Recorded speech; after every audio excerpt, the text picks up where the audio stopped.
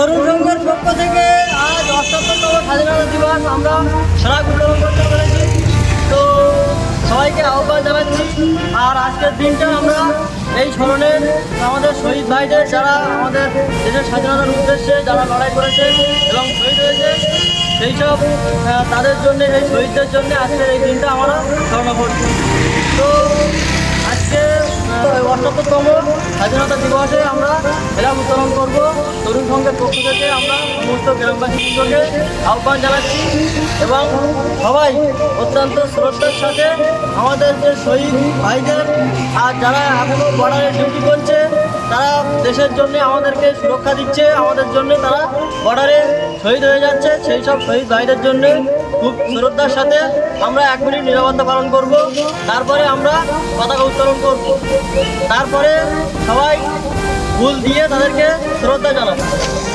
তো প্রথমে আমরা পতাকা উত্তোলন করব, তারপরে আমাদের জাতীয় সঙ্গীত শুরু হবে, তারপরে আমাদের 1 মিনিট নীরবতা পালন হবে। আপনারা সবাই, আহ্বান জানানো হচ্ছে, সবাই চলে আসুন।